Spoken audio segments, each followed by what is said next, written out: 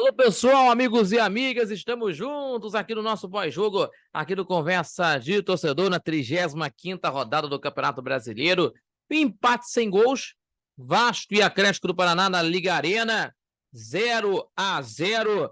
Teve oportunidade de gol as duas equipes na primeira etapa, mas não conseguiram sair com a vitória, né? Que nós vamos falar aqui de tudo que aconteceu nesse jogo, né? O time do Atlético no meio da tabela, o time do Vasco lutando para não cair para a segunda divisão.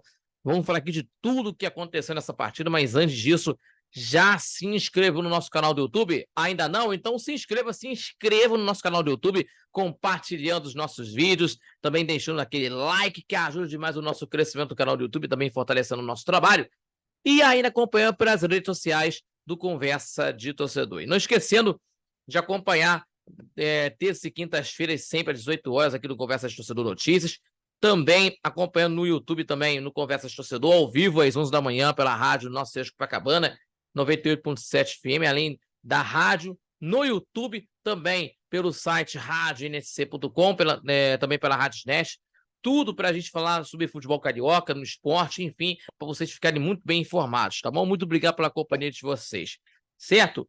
Vamos falar aqui do Vasco da Gama contra o Atlético do Paraná. Meus amigos, falando aqui, pessoal, sobre essa situação da equipe do Atlético do Paraná e Vasco, que aconteceu, meus amigos, as duas equipes que ficaram no empate sem gols e deixaram escapar a possibilidade da ascensão do Campeonato Brasileiro, né, na tabela de classificação. O jogo foi muito, muito movimentado, principalmente na primeira etapa, né, e que teve chances reais para as duas equipes, né, e teve aí, no início do primeiro tempo, teve duas chances, uma de cada lado, né, que teve aí o lance do Verratti, né, o Ferretti, no primeiro tempo também, inclusive, que teve uma ótima chance, o Gabriel Peck aproveitou a chance, né, de um contra-ataque em velocidade, conduziu pelo lado esquerdo e viu o Ferretti, né, se infiltrar por trás na defesa.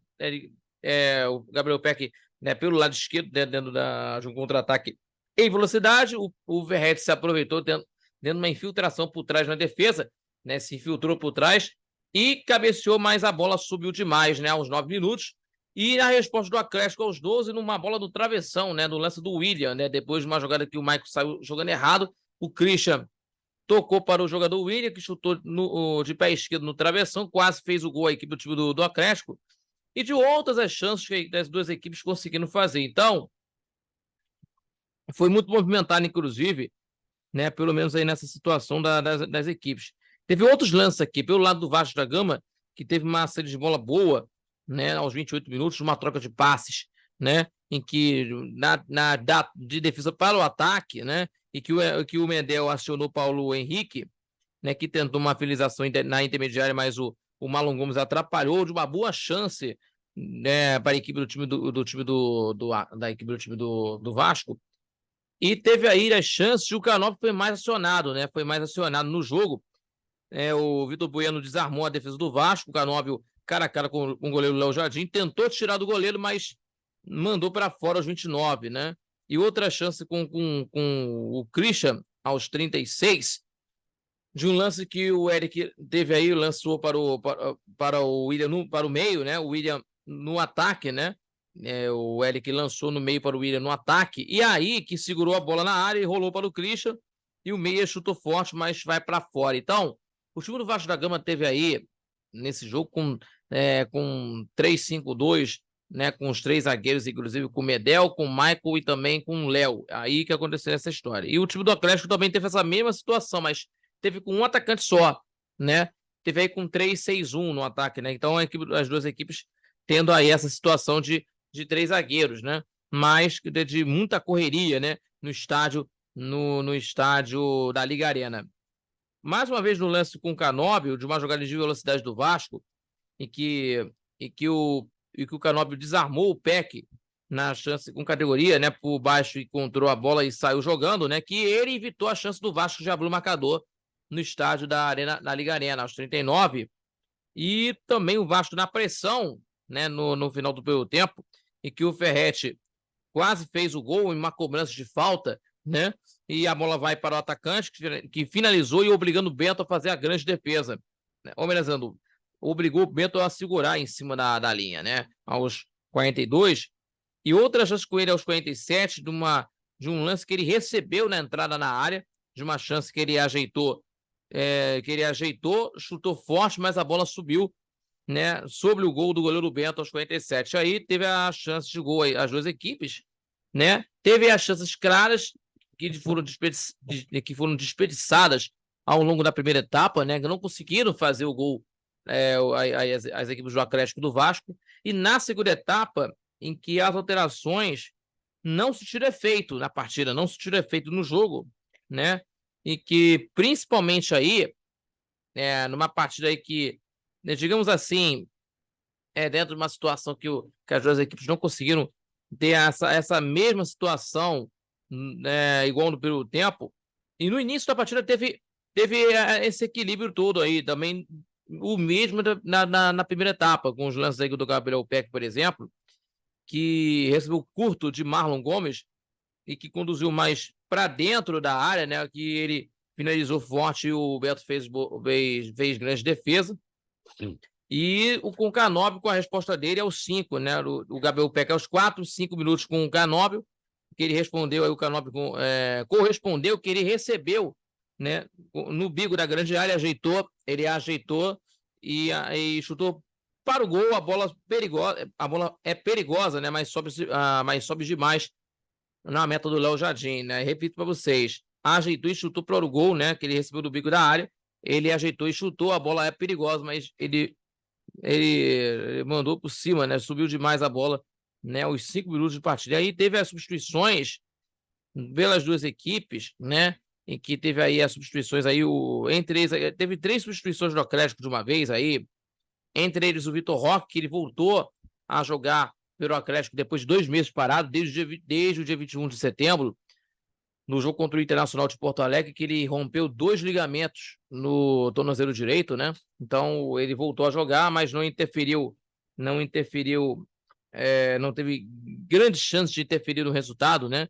Ele substituiu o William na segunda etapa, o Zapelli entrou no lugar do Christian e o Matson no lugar do Coelho, né? E aí as duas equipes também, a equipe do Vasco da Gama teve as substituições, com o Puma Rodrigues entrando no lugar do jogador Paulo Henrique e o Praxedes no lugar do Paulinho. Então, as duas equipes, né, teve aí nesse momento, né, que a equipe do time do Vasco da Gama, né, tentando fazer nas substituições e o Atlético posicionando bem nos ataques para tentar conseguir chegar um pouco mais.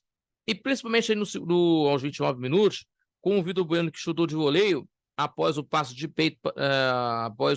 peito de Matson, e o Léo Jardim fez uma grande defesa, uma boa defesa, mas a arbitragem assinalou o impedimento aos 29. Então, teve aí no final do jogo, temos aí o Paier no lugar do Marlon Gomes e o Robson Bambu no lugar do Medel.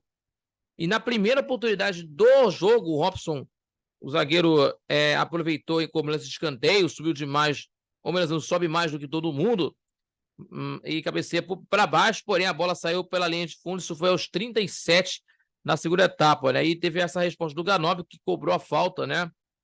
Na entrada da área, o atacante tentou o chute colocado, mas a bola subiu. Então, tendo aí o Matheus Carvalho pelo Vasco no lugar do Gabriel Peck e o Arriagada, né? O atacante do Atlético, o atacante do Atlético, Paranaense, o Arriagada, entrou na partida, né? Melhor dizendo, no lugar do Vitor Bueno, e teve aí mais chances dos dois lados, inclusive, né? Que teve aí com o Fernandinho, aos 48 minutos, que conduziu na intermediária, arriscou de fora da área, o chute rasteiro quase vence o goleiro do Vasco da Gama, o Léo Jardim, mas o goleiro conseguiu defender, né, fazer grande defesa. E o Praxedes no final da partida, que foi no último lance do jogo, que o Piton cruzou, e o Praxedes, que dava ali livre, né? O Praxedes que estava na área, que chutou, né, forte de primeira, a bola passa muito perto, mas sai para fora aos 50, né? Que o Vasco teve aí as chances de gol, né? No primeiro tempo foi muito movimentado, né? Mas no segundo tempo não teve essa situação mesmo na primeira etapa por conta disso. Então, essa chance do Praxedes no final do jogo foi assim, de uma maneira que seria a vitória do Vasco da Gama na certa, mas não conseguiu ter a situação aí na equipe. Então, a equipe do time do Vasco da Gama, que tem aí, a gente falando aqui sobre o Vitor Roque, né? que voltou para os gramados depois de 2 meses parado, né? Depois do dia 21 de setembro, contra o Internacional, ele voltou para o jogo aí contra a equipe do Vasco, né? Entrou no segundo tempo no lugar do William, né? Aos 18 minutos da segunda etapa. E o Vasco com problemas, porque teve aí quatro jogadores aí que tomaram o terceiro cartão amarelo. Então, temos aí o Michael, o Léo e o Robson Bambu na equipe do time do Vasco da Gama, né? E o Léo e o Marlon Gomes, o meio atacante, né? Que não vai jogar. E, então, temos também aí o Medel, que tem aí a situação do Medel, em que o Medel que teve a situação dele de sair de campo, né? Com dores na virilha e também iniciando o tratamento com gelo ainda no banco de reservas. Então, vamos ver o que vai acontecer nesse jogo, no jogo que vai acontecer hoje à noite contra o Corinthians, às 9h30, e pode ser que o Medel possa jogar no sacrifício, né? Possa jogar no sacrifício e também o companheiro de defesa, o Capasso, né? Que pode ser aí a novidade para essa partida de hoje à noite contra a equipe do Corinthians, né? Então, vamos ver o que vai acontecer nesse jogo de hoje à noite contra a equipe do Corinthians, às 9h30 da noite nessa terça-feira, e o Atlético vai encarar contra o Cruzeiro a partir das 8h da noite de quinta-feira, jogo que vai acontecer no estádio do Mineirão, certo? Vamos aí aos números da partida. Posse de bola, 56% para a equipe do Atlético do Paraná, 56% de aproveitamento, ou melhor dizendo, 56% de posse de bola, aí, melhor dizendo, para a equipe do time do Atlético do Paraná, contra os 44% para o Vasco da Gama. Repito, 56% para o Atlético contra 44% do Vasco em posse de bola. Faltas, 19-15 para a equipe do Atlético, ou melhor dizendo, 19-15 para o Vasco.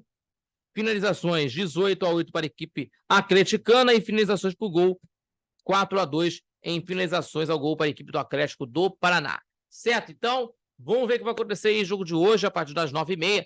Esse jogo que vai acontecer no estádio de São Januário. Jogo, né, que obriga a equipe do Vasco a conseguir uma vitória importante, né? Neste momento decisivo no Campeonato Brasileiro, né, na 36ª rodada entre Vasco e Corinthians. Hoje à noite o Vasco precisa da vitória para conseguir uma vitória na luta contra o rebaixamento para a segunda divisão, certo? Meus amigos, muito obrigado a todos pela companhia de sempre. Se inscreva, compartilhe nossos vídeos, também deixando aquele like que ajuda demais o nosso crescimento do canal do YouTube, também fortalecendo o nosso trabalho, e não esquecendo de nos acompanhar terças e quintas-feiras, sempre às 18h aqui no Conversa de Torcedor Notícias no YouTube, e também acompanhando aos sábados às 11 da manhã pela rádio Nosso Senhor Copacabana 98.7 FM, a onda que chega ao seu coração, acompanhando pelas plataformas digitais, no YouTube do Conversa de Torcedor, também pelo site radionSC.com, pela DAIO 98.7 FM e também pela Rádiosnet, correto? Muito obrigado a todos e até o nosso próximo vídeo do pós-jogo aqui do Conversa de Torcedor para vocês. Valeu, galera, fique com Deus e muito obrigado. Valeu, galera, tchau, tchau.